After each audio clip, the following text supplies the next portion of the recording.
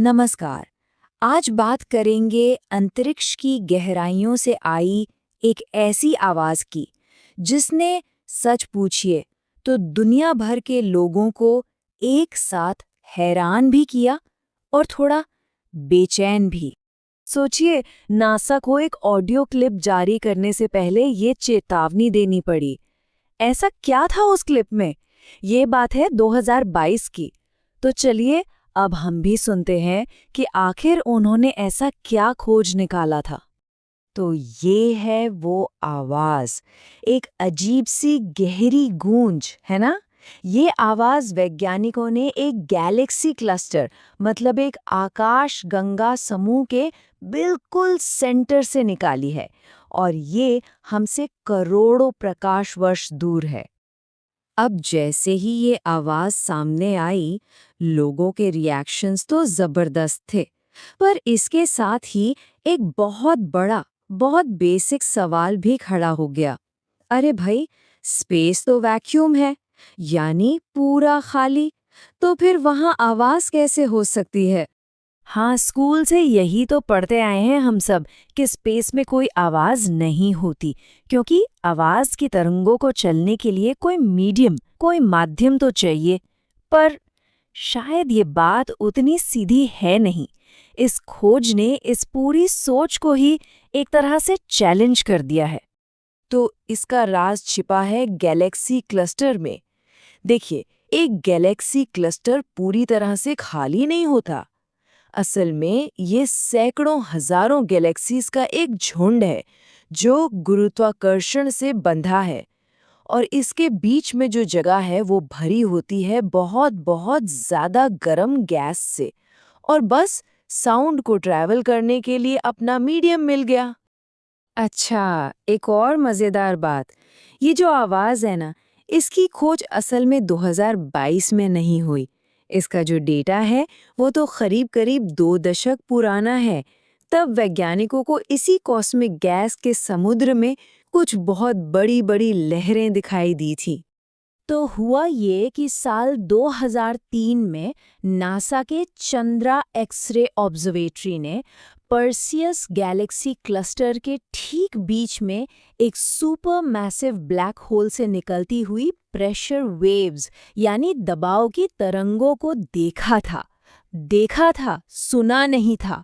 उन्हें सुनने लायक बनाने में करीब 20 साल लग गए। 2022 में जाकर वैज्ञानिकों ने उस पुराने डेटा को एक नई तकनीक से आवाज में बदला, वही आवाज जो हमने अभी सुनी। अब जरा इसके स्केल, इसके पैमाने को समझने की कोशिश करते हैं। देखिए, धरती पर साउंड वेव्स कुछ मीटर लंबी होती हैं, लेकिन पर्सियस क्लस्टर में जो एक वेव है, एक तरंग, वो लाखों प्रकाश वर्ष लंबी है। सोचकर ही दिमाग घूम जाता है ना? तो सवाल फिर वही है, अगर असली तरंगे इतनी विशाल और इतनी धीमी है, तो फिर ये सुनने लायक गूंज हमें कैसे मिली? वेल, इसका जवाब एक कमाल की प्रोसेस में है जिसे कहते हैं सोनिफिकेशन। असल में ब्लैक होल से आ रही इन प्रेशर वेव्स की जो असली फ्रीक्वेंसी है वो इतनी ज़्यादा कम है कि हम उसे सुन ही नहीं सकते।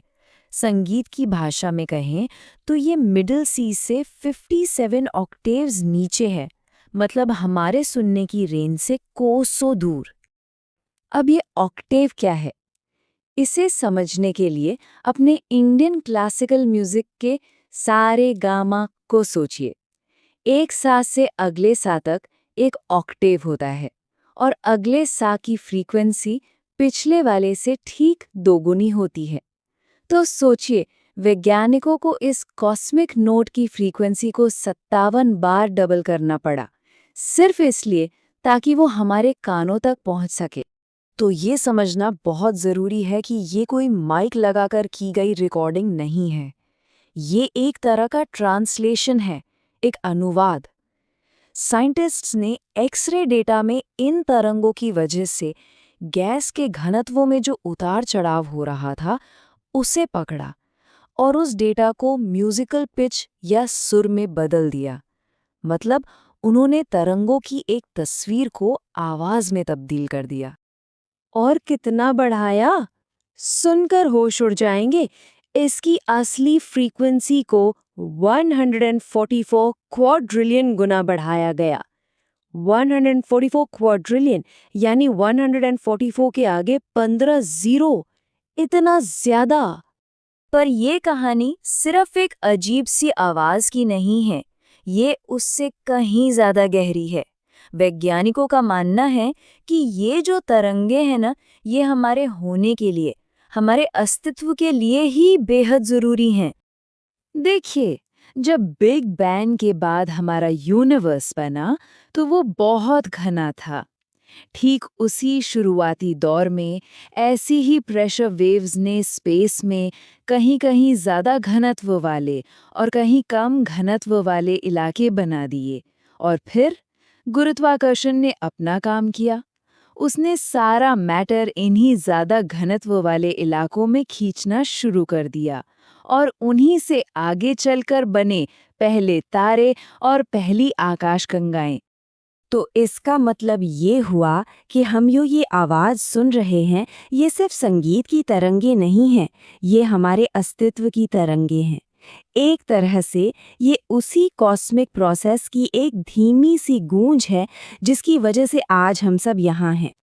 खैर, जब ये आवाज़ पब्लिक में आई तो इसने दो बिल्कुल अलग लेकिन बहुत ही पावरफुल इंसानी रिएक्शंस को जन्म दिया। बहुत से लोगों ने कहा कि ये आवाज़ बड़ी डरावनी है, खौफनाक है, सुनकर बेचैनी होती है। और जानते हैं, ऐसा महसूस होने के पीछे एक साइंटिफिक वजह भी है।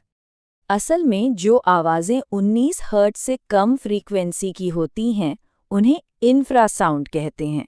वो इंसानों में डर, घबराहट और बेचैनी पैदा कर सकती हैं। हमारा दिमाग इन बहुत लो फ्रीक्वेंसी साउंड्स पर ऐसे ही रिएक्ट करने के लिए बना है। ये एक तरह का हमारा पुराना आदिम रिएक्शन है, जैसे भूकंप आने पर या किसी बड़े शिकारी के पास होने पर महसूस होता है। लेकिन कहानी का एक दूसरा पहलू भी है। जहां एक तरफ लोगों को डर लगा, वहीं बहुत से लोगों ने, खासतौर पर भारत में, इस आवाज में कुछ और ही सुना। उन्हें इसमें सुनाई दी ओम की पवित्र ध्वनि। सोशल मीडिया पर लोगों ने लिखा कि देखो, विज्ञान आज वहां पहुंचा है जहां हमारे ऋषि मुनि सदियों पहले पहुंच गए थे। उनके लिए ये सिर्फ एक साइंटिफिक डिस्कवरी नहीं थी, ये एक तरह से उनके प्राचीन आध्यात्मिक ज्ञान का सबूत था। ये इस बात की पुष्टि थी कि ये पूरा ब्रह्मांड एक पवित्र धुनी से गूंज रहा है। तो देखिए, एक अकेली आवाज ने हमें ये दिखा दिया है कि ये ब्रह्मांड शांत नहीं है जैसा हम सोचते थे। और ये हमें एक बहुत ही गहरे सवाल के साथ छोड़ जाती है। अगर ये हमारे अस्तित्व की तरंगे हैं, तो फिर ऐसे और कौन-कौन से ब्रह्मांडीय रहस्य हैं जो सुने जाने का इंतजार कर रहे हैं? बस जरूरत है हमें और ध्यान से सुनने की।